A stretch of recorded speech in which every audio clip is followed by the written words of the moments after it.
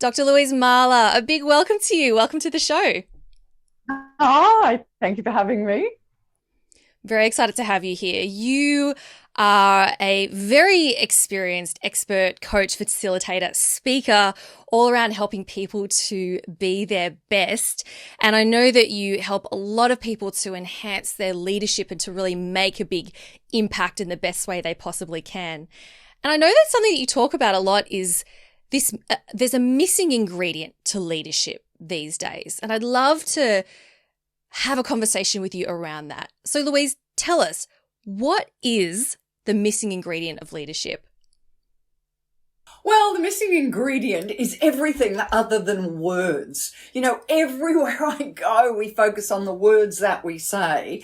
And, what is bleedingly obvious is that we don't talk about our body language and also our voice. And when I say body language, I use that term because that's the term people like. But actually, officially, body language is just about the perception of others with body. Whereas when I say body language, I actually mean how you use your body for your own warmth and comfort. Can you give me an example, Louise, of what you mean by using our own body for our own comfort? Yes. So every time you look at the skills of body or voice, you'll find that it has, two benefits. One is it will communicate trust, but the other is you will feel better. So for instance, let's start at the very first skill, which is breath and keeping the breath low in the body. The thing is that when you do that, of course, people will trust you more because if you breathe high, it makes people think that you're tense. Well, great. So that's their perception. However, the reality is if you keep your breath low in the body, you will feel better. If you release your jaw, you will look less aggressive. However, you will feel better. If you blink your eyes and soften your eyes, that's good for other people, but it also feels good for yourself and keeps your mind under control. So everything has a dual benefit. So Louise, tell me, why is this important? Why is it important that we pay attention to what our body is doing as opposed to just the words that are coming out? Because it's most of your communication, and especially when people are emotional. When you're talking in emotional situations, your voice and your body send all of the communication.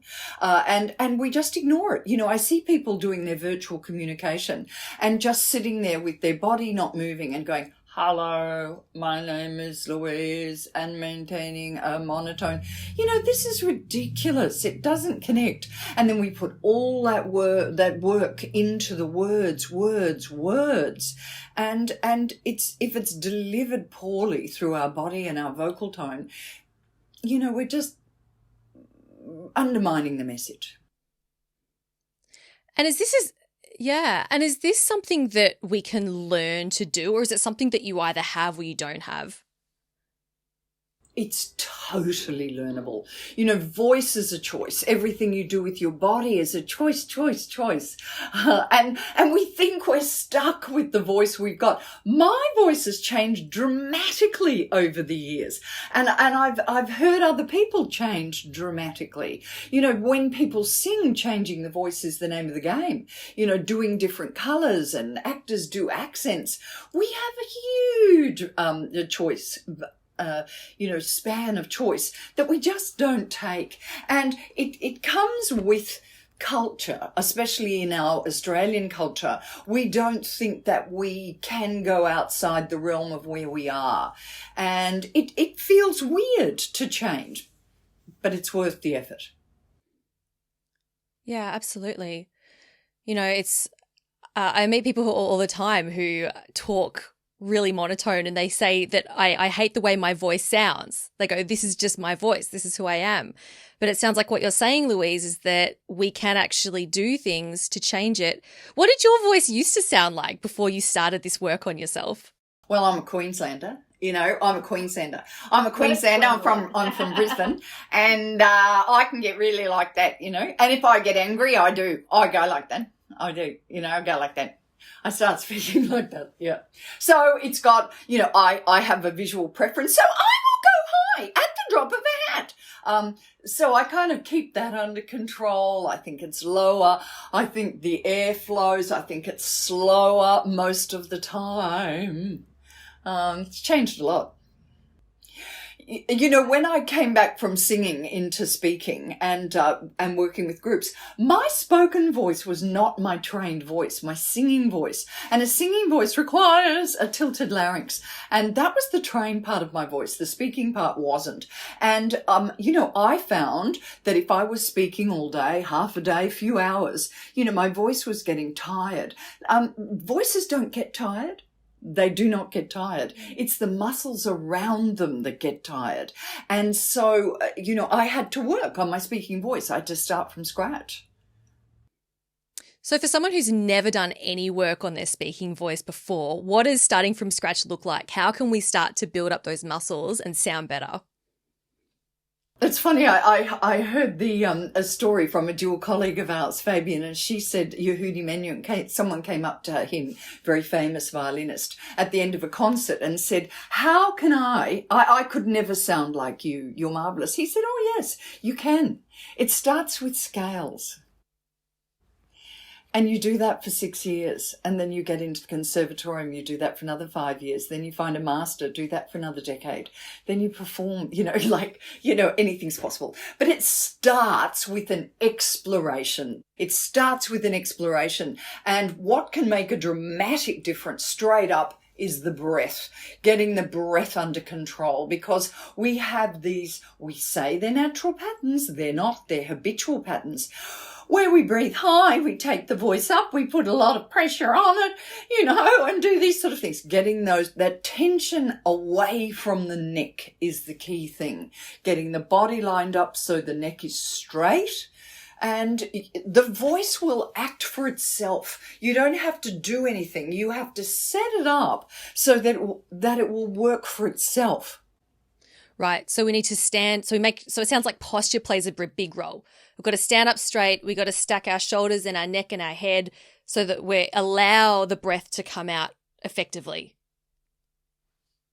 You bet. If you know, that air comes through the neck, and that neck is a tube, you know, like a vacuum cleaner tube, and it needs to be straight or the air gets blocked. And so lining your body up is really rule number one. And when you say breathe low versus breathing, when you say breathing low versus breathing high, Louise, can you explain more what you mean by that? Because I can see you. For the people who can't see you, what are we focusing on? Well, when we get stressed, we're born breathing low. We're born with the breath. You actually see the breath in the stomach, you know, and sometimes in the back, but not in the chest. There's not much lift in the chest. But because of stress, what happens is we get a habitual pattern where we jam the breathing mechanism and then go high. And I'll tell you why we do it. We do that because it feels fantastic. It feels like we're under control. It feels like we're grabbing air. And we use the word take a breath. You know, we really should be focusing on giving air out, not taking it in. And this whole upper body becomes part of our life. It squashes the neck, it lifts the larynx up, and it alters your sound dramatically. So it also only gives you 20% of the oxygen. So your brain doesn't function very well when you breathe high. So, you know, it's very effective if you're escaping a burning building, but it's not effective if you're trying to use your voice in performance. Yeah, absolutely. Absolutely. You know, Louise, I saw you running, well, I was lucky enough to participate in one of your workshops with the Compass Leadership Program recently. And one of the techniques that I loved that you shared was around nodding, smiling, and blinking. I believe you called it smile and blink like an idiot or something like that. Nod and smile like an idiot. Can you explain what that is? Because it was such a fantastic technique for the participants to learn. Yeah. Well, funnily enough, it's come into its own in our virtual world where we only have our head and a little bit of our body engaging. And so often I'm looking at screens and I'm seeing people just staring back into the screen, dead straight. And we need movement. We need freedom of the body. So once again, we're doing it for two reasons. One is so that people looking at us think that we look like we're listening, but also we're keeping our body ready to make sound. So how you do that is you nod the head. And, nodding the head is not as easy as it sounds. When you look at yourself in the mirror, you might find you nod backwards. You see that a lot. Or nod too quickly, or nod sort of sideways. No. You nod forwards from the soft bits at the back of the neck. Nod forwards and slowly. So what this does to people listening is it seems as though you're flexible of mind, you're open to their thinking.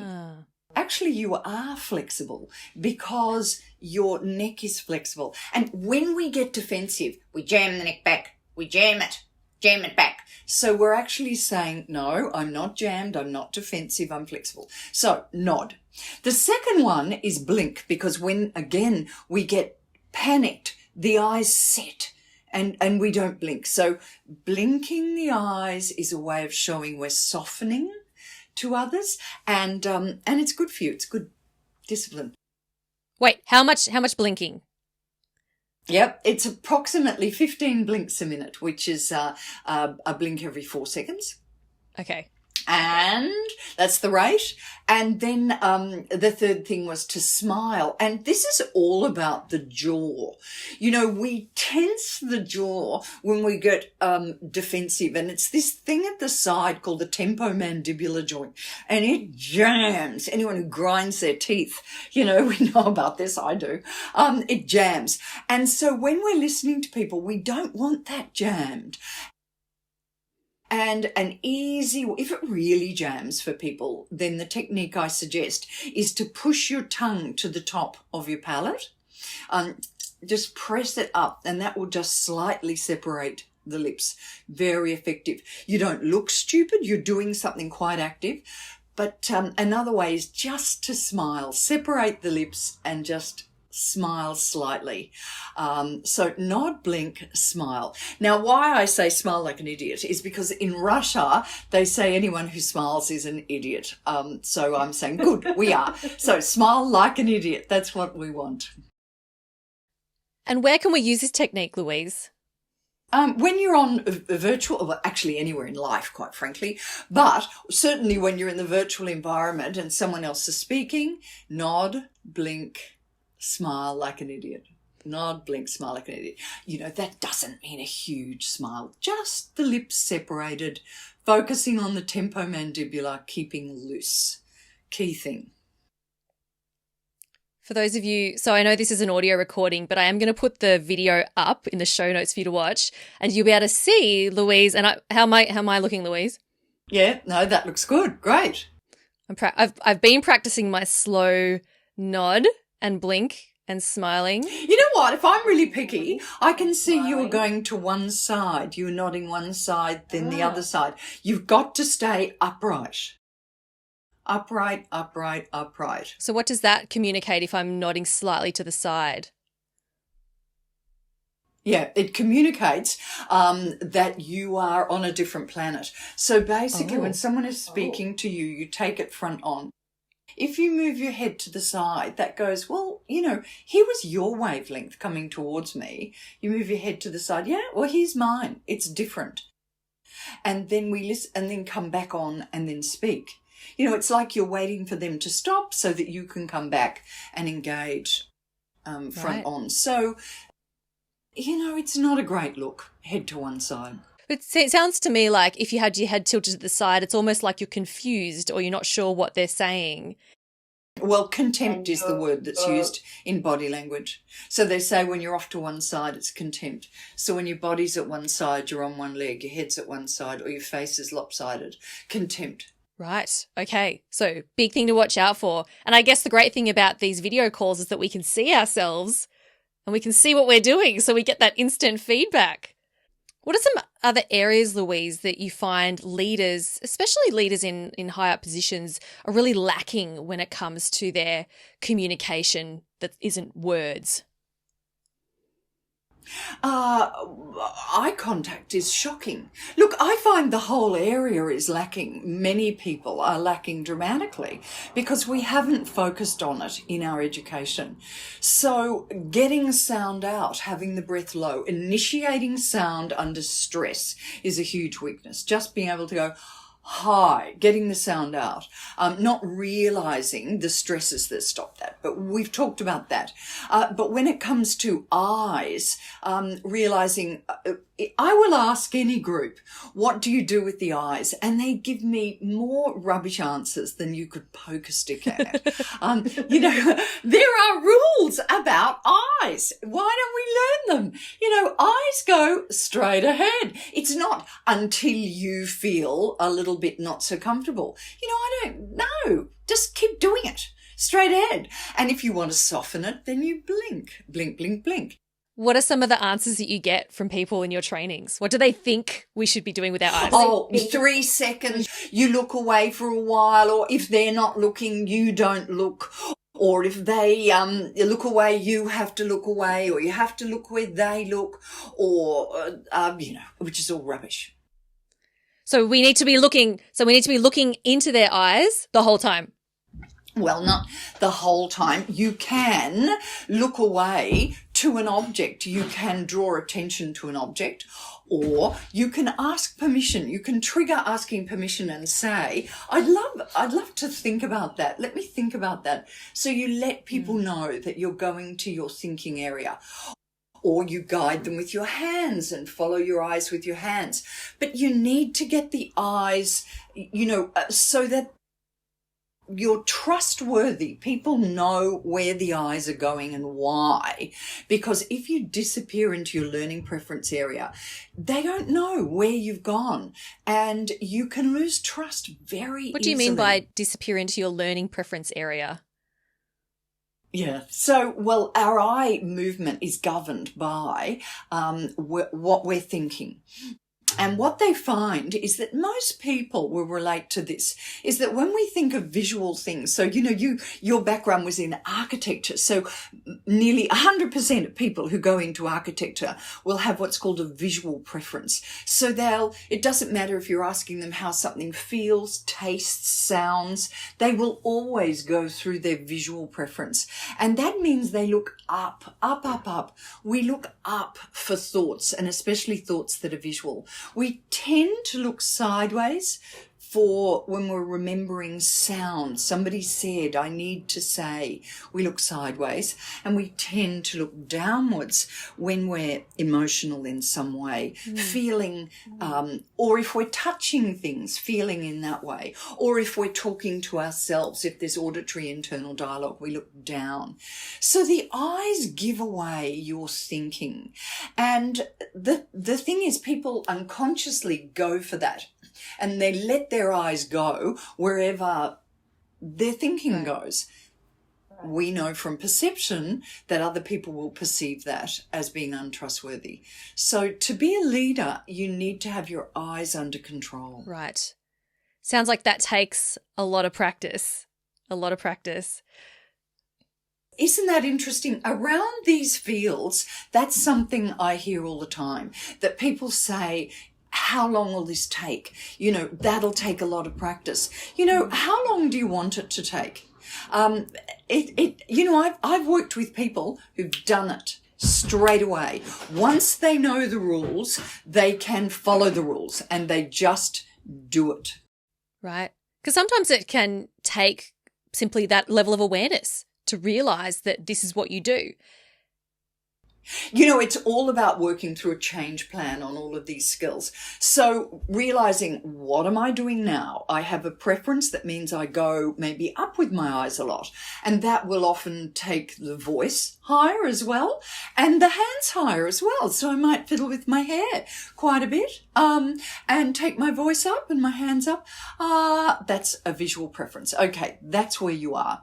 What do you need? Well, the eyes need to come down. The voice needs to come down. We don't see people as being leadership ready if their voice is high. Actually, I heard Eddie Izzard doing a joke at the Apollo where he was reading a war speech with a really high voice and then saying, "Let's go, men, into war." And of course, nobody wants to follow, reality.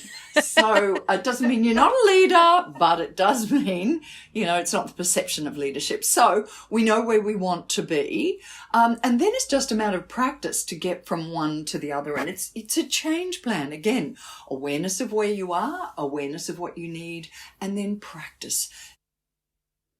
When it comes to giving ourselves feedback, that's where we have to be so aware of the unconscious mind. And the unconscious mind is trying to do the best by us. It's trying to save our life. And it will say, "Oh, don't do that, Christine, don't do that. Look, I've saved your life doing that old skill. You're still alive. What do you want, blood?" And it tries to take you back to the old pattern. And you have to really know what you're doing to have the discipline to follow it through. But it's not rocket science. The other thing that I'm fascinated by are gestures. And gestures are a skill that have died. And gestures have several benefits. They communicate to the people around us, but they free the body. Getting the arms moving and off the body frees the body.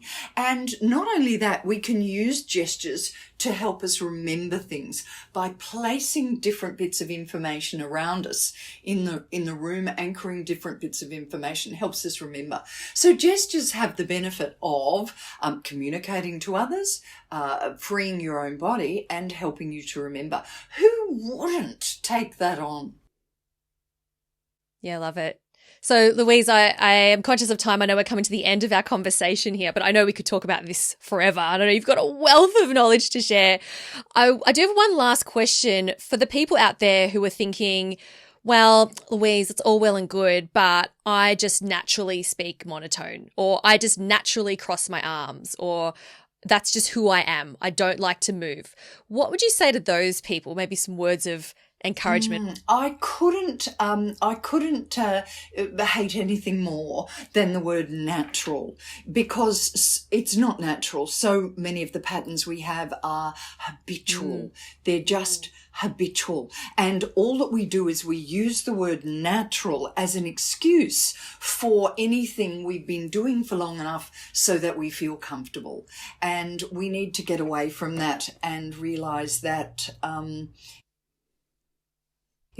it's not natural at all. It's just habitual.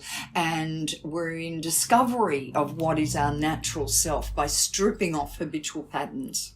Great. So it sounds like all the things, all the techniques that you've shared with us today are simply habits that we can relearn, or we can teach ourselves, and maybe remove some of the other habits that may not have been serving us.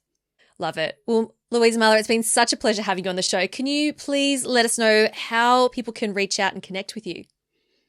Yes, louisemahler.com.au is my website, and I also have the Mahler Method, and the Mahler Method are my programs and memberships. So if people go to the Mahler Method, they can join me or contact me through louisemahler.com.au. Wonderful. Thanks so much, Louise.